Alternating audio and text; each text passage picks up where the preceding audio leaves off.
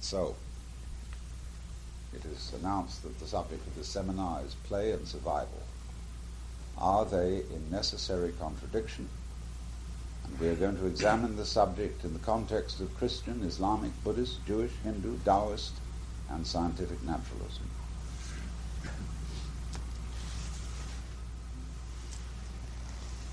Living, it seems to me, is a spontaneous process. The Chinese term for nature is ziran, which means that which is so of itself. That which happens. It's very curious, because of our grammar that we speak in almost all standard average European languages, we are unable to imagine a process which happens by itself. Because every verb must have a noun as its subject, a director. And we think nothing is in order unless someone or something orders it, unless there's somebody in charge. And so to us the idea of a process of nature which happens of itself, by itself, is frightening, because there seems to be no authority.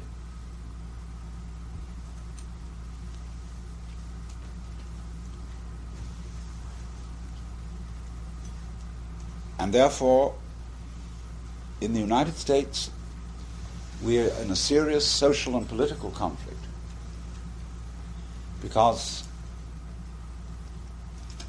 we think that we ought to be living in a republic, but the great majority of citizens believe that the universe is a monarchy. And you cannot be a loyal citizen of the United States unless you believe that a republic is the best form of government. So we're always seeking for a monarch, for someone else upon whom to push the responsibility. We won't take it ourselves. We're always complaining that where we are is the result of our past. My mother and father were neurotic, and therefore they made me neurotic. And their fathers and mothers were neurotic and made them neurotic. And so it goes back to Adam and Eve. And you remember what happened in the Garden of Eden. God set a trap by saying, there is that specific tree and you mustn't eat the fruit of it. If he had really not wanted them to eat the fruit, he wouldn't have said anything about it. But by drawing attention to it in this way, it was obvious they were going to eat it. So when he saw Adam looking guilty, and he said, Adam, hast thou eaten of the fruit of the tree whereof I told thee thou shouldst not eat? And he said, the woman you gave me, she tempted me and I did eat. And he looked very severely at Eve and said, Eve, have you eaten of the fruit of the tree whereof I told thee thou shouldst not eat? And she said, the serpent beguiled me. Passing the buck, you see. And God looked at the serpent. And this isn't written in the Bible, but they winked at each other.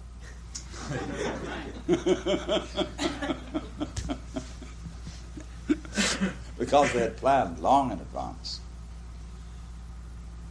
that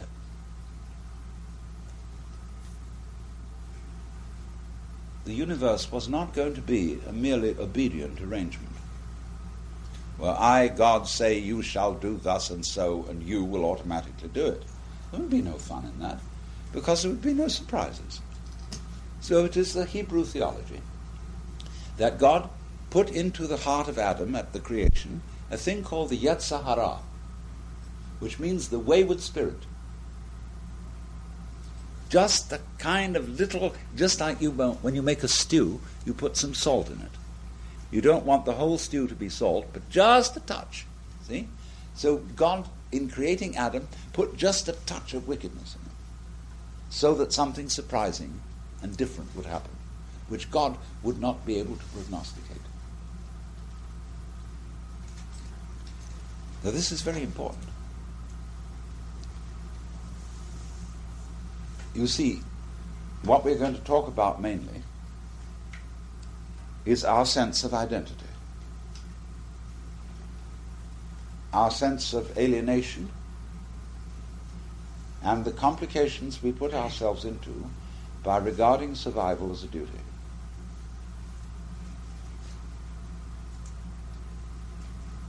These all connect together. You may not see the connection immediately.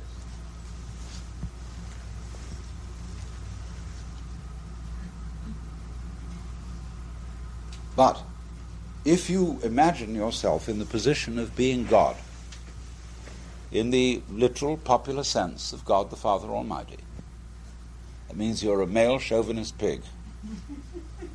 And you're in charge of everything. You know all pasts, you know all futures. You're completely in control of the cosmos. You have absolute power.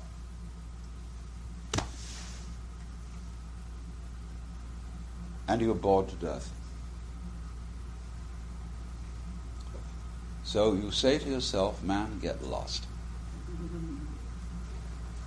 I want a surprise. And here you are. Only you mustn't admit it. The hallmark of insanity is to know that you're God. That's absolute taboo. Not only in the Christian religion, because Jesus got crucified for knowing that. And the Christians said, okay, Jesus was God, but let it stop right there. Nobody else. But the gospel was the revelation to us all that the Hindus knew forever. Tattvamasi, you're it. And if Jesus had lived in India, they would have congratulated him for finding out instead of crucifying him. There have been many people in India who knew they were God in disguise. Sri Ramakrishna, Sri Ramana Maharshi, Sri Krishna himself, Buddha, everybody, they discovered it. Because it's not an exclusive claim.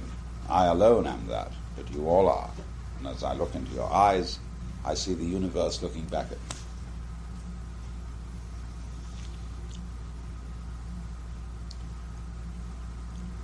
So we're in a situation where it's a taboo. We mustn't admit that we know who we are. So as to have the thrill, the sort of self-goosing effect of feeling lost, feeling strange, feeling alone, of not belonging. And we say in popular speech that I came into this world. You did nothing of the kind. You came out of it. Just in the same way as the fruit comes out of the tree, the egg from the chicken, and the baby from the womb. We are symptomatic of the universe. We are its nerve endings. Just as in the retina, there are myriads of nerve endings. So all of us are nerve endings of the universe. And there are many of us, so that the universe's point of view of itself will not be prejudiced. It will be many-sided. And so fascinating things happen. We want to find out what it is that's going on. And we look with telescopes to find the farthest out things, and with microscopes to find the farthest in things. And the more powerful our instruments become, the more the world runs away from us.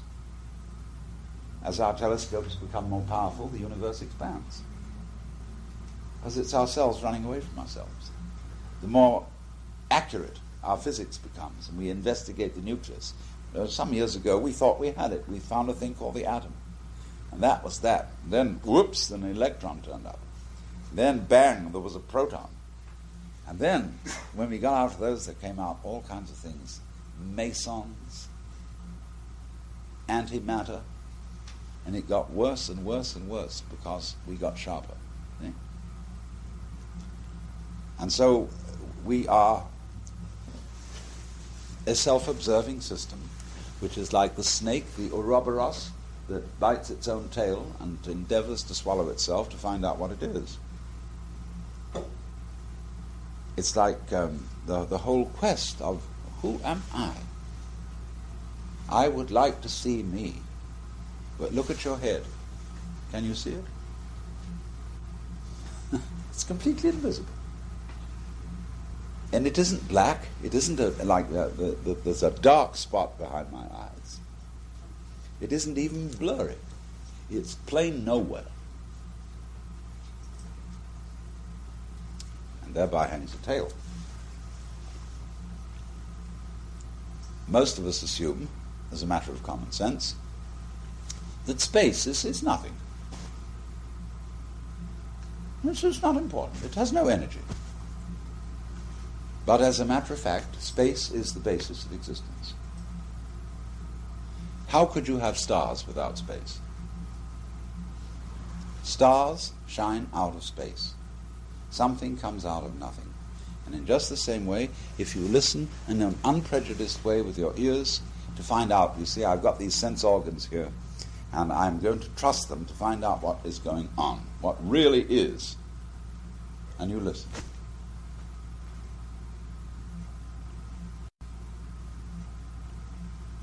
And you hear all these sounds coming out of silence. It's amazing. Silence is the origin of sound, just as space is the origin of stars, just as woman is the origin of man. She is black.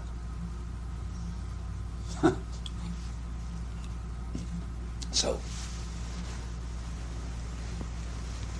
also, if you listen and pay real attention to what is, you will discover that there is no past, no future, and no one listening.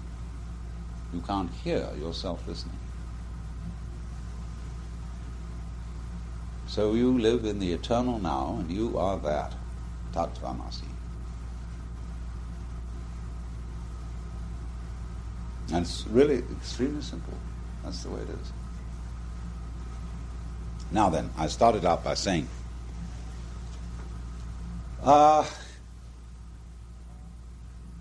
survival, going on living, is a spontaneous process.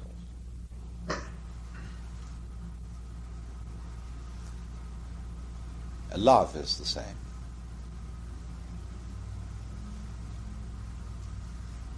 But the trouble is that when we were children, our elders and betters told us that it was our duty to love them. God said, "Thou shalt love the Lord thy God with all thy heart and with all thy soul and with all thy mind, and thy neighbor as thyself." And so our mothers said to us, "You must have a bowel movement after breakfast. Try to go to sleep. Take that look off your face. Stop pouting. Oh, you're blushing. Pull yourself together. Pay attention." And all these are commands. The basic rule is as follows. You are required to do that which will be acceptable only if you do it voluntarily. That's the formula. You must love me, and it's a double bind. And everybody is completely mixed up because of this. So, this stupid story I often tell. The husband says to wife, "Darling, do you really love me?" And she says, "Well, I'm trying my best to do so." And nobody wants that answer. They want to be told, "I love you so much I could eat you. I can't help loving you. I'm your hopeless victim."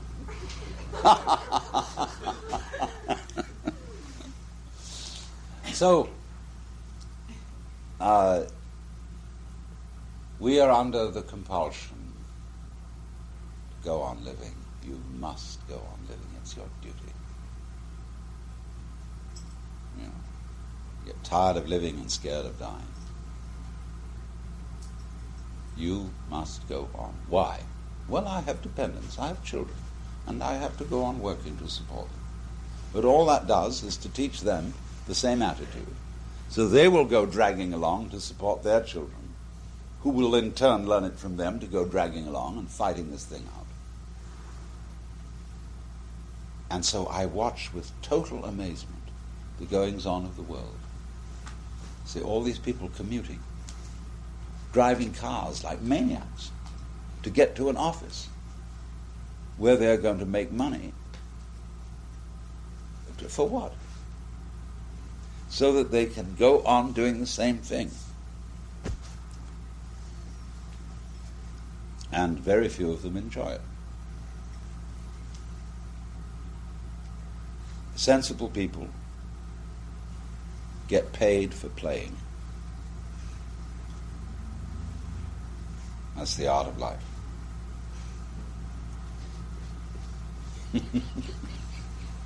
But the whole idea of struggling and beating your brains out in order to go on living is completely ridiculous.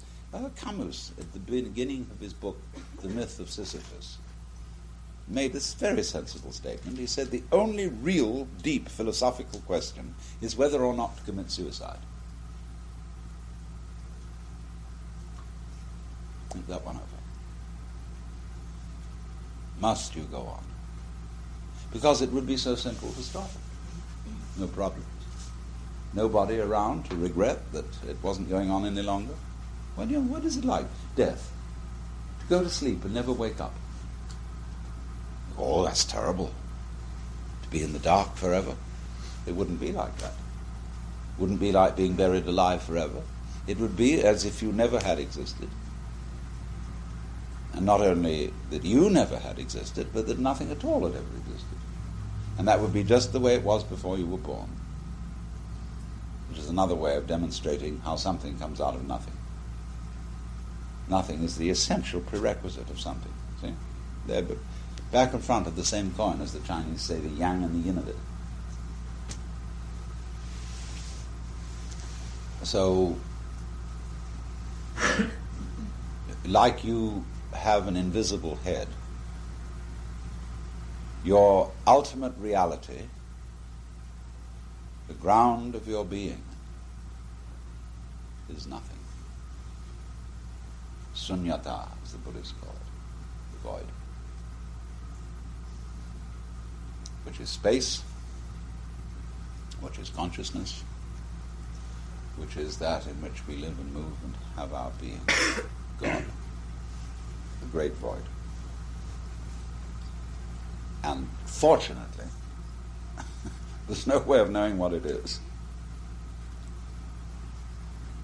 Because if we could know what it is, we would be bored. The little function of interest is mystery. There was a great Dutch philosopher by the name of Vanderloo who said the mystery of life is not a problem to be solved, but a reality to be experienced.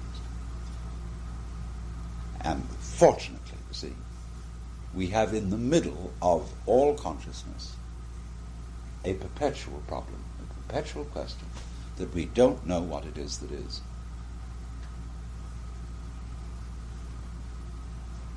Therefore, life remains interesting. So we're always trying to find out, but it won't yield the answer.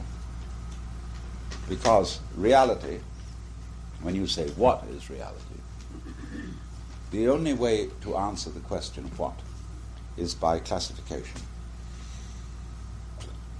Is you is or is you ain't? Is you male, is you female? Are you a Republican or a Democrat? Are you animal, vegetable or mineral? Thinker, tailor, soldier, sailor, rich man, poor man, beggar man, thief. We put you in a class. But what it is that fundamentally is cannot be classified. So nobody knows what it is, and you can't really ask the question in a meaningful way, what is reality? Now, there are many theories, philosophical theories about what reality is. Some people say, well, reality is material. And, there's a thing called stuff. And philosophers, because they're always lecturing in front of tables in the university, they always bang the table and say, now, does this table have reality or not? See? And they bang the table. When Dr. Johnson heard about Bishop Berkeley's theory that everything is in fact mental, he disproved it by kicking a stone and said, surely, to every person of common sense, this stone is really material and physical. See? Whereas, on the other hand, more subtle thinkers say, no, there is nothing material. It's all a mental construction. The whole world is a phenomenon of consciousness. When in Bishop Berkeley's time, they didn't know much about neurology. Now we know a great deal about neurology, and we can state the same position in a much more sophisticated way.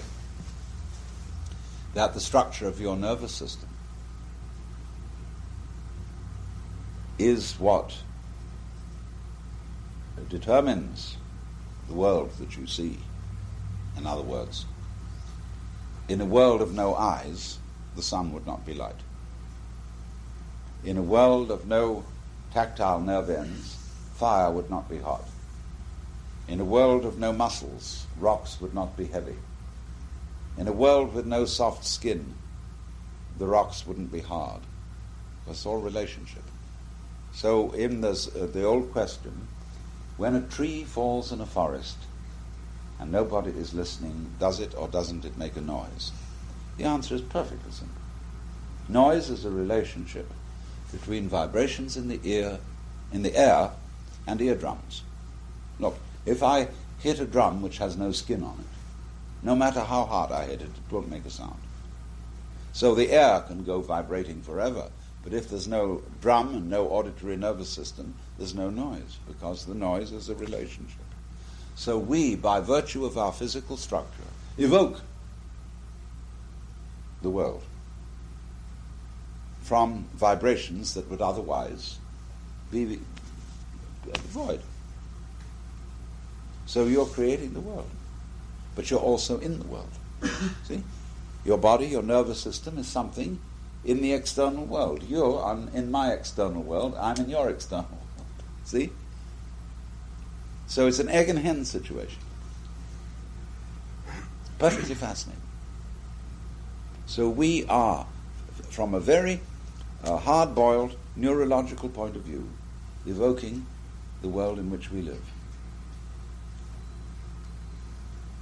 And we are something that the world is doing. After all, what you are, from the point of view of physics, the physicist will explain that you are a buzzing of electronic substances and processes, just like anything else. It's all one jazz. But marvelous, because it is aware of itself through you.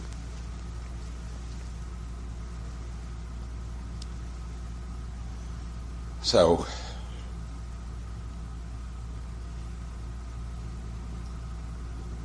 existence, however, has two aspects.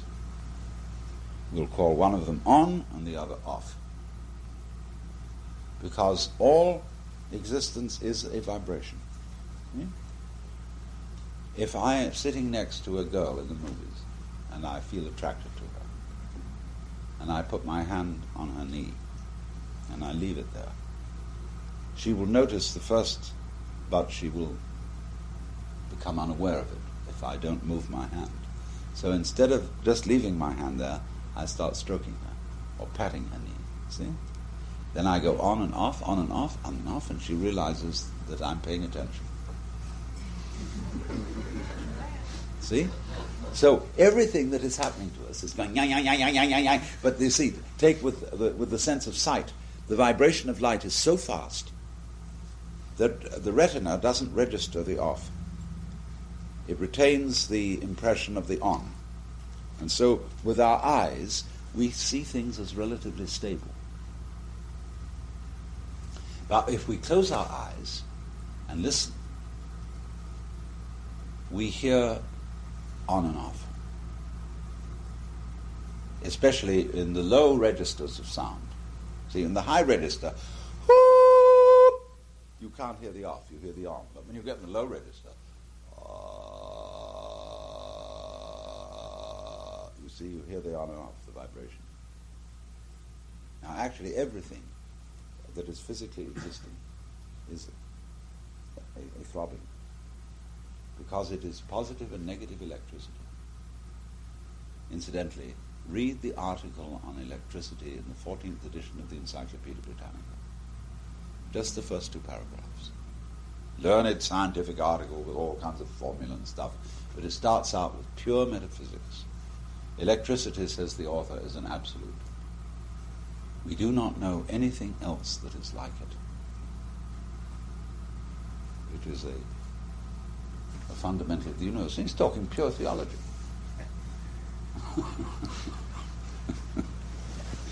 So, this is it, you see, the thing, it goes on and off.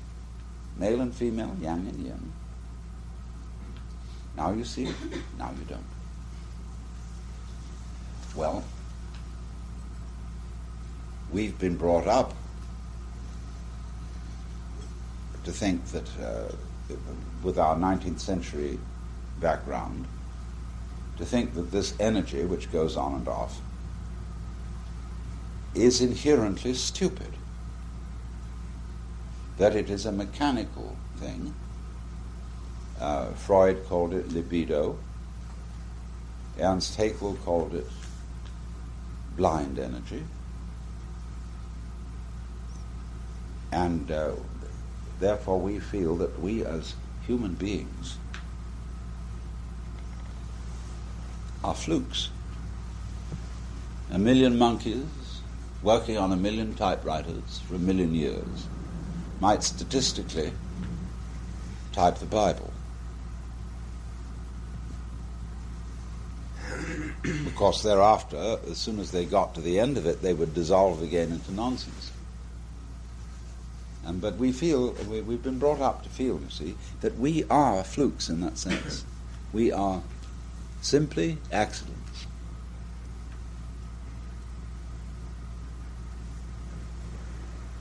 And that is alienation, you see. That is the great problem. And it seems to me completely obvious that we are not accidents.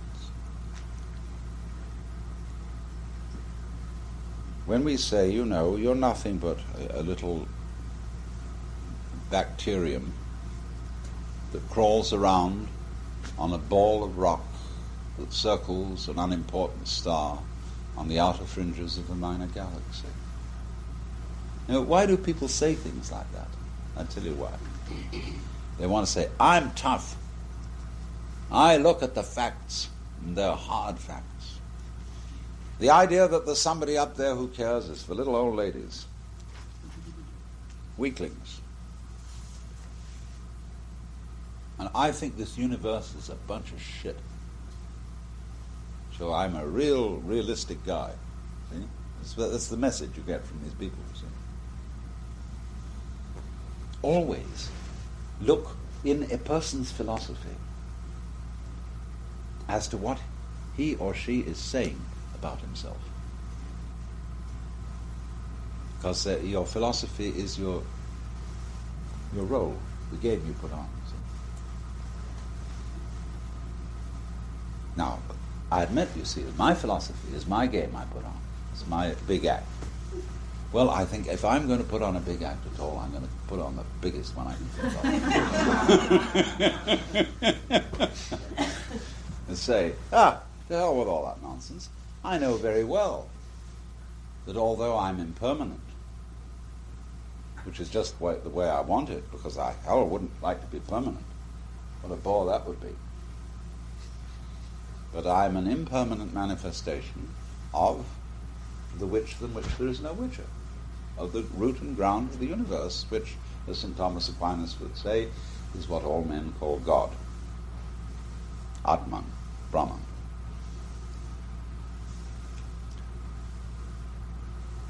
And I think it's fun to know that.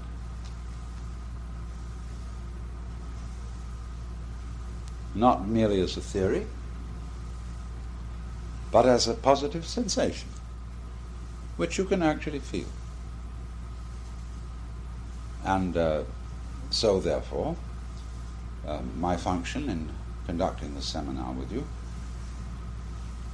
is, if at all possible, that you should share this feeling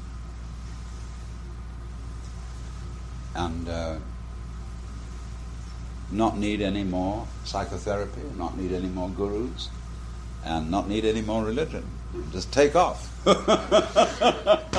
Except, I mean, there is something called religion for kicks. My favorite church is the Russian Orthodox Cathedral in Paris, where they really live it up. They have gold, incense, icons, masses of candles, and gorgeous music. And priests come out from the secret sanctuary, we know, behind the royal doors. The iconostasis divides the main church from the inner sanctum. And the doors open, and somebody comes out looking like God the Father, you know, and beautiful robes. And he sings, and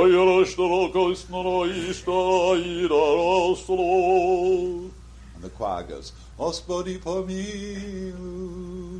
You know, and it goes on and on and on, and when you get bored, you go across the street to a vodka shop where they sell vodka and caviar, blini, bublitski, pirozhki, and everything, you know, and everybody lives it up, then they go back to church again. And, I mean, that kind of religion is like dancing. It's a joyous expression.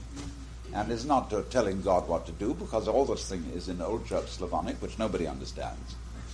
And it's just making great and glorious noises. This is essentially music. So, now what I would like to suggest is that we have a brief intermission, so that you can stretch for about 5 minutes, and then I would, instead of monologuing at you, would like to talk with you, have your reactions, questions. Don't feel that you just have to ask questions if you want to react in any way. The whole point of a seminar, incidentally, is that it is a free-for-all, instead of a big public lecture where, you know, it has to be restricted, so that I can give as much of myself to you as is possible. So please help yourselves.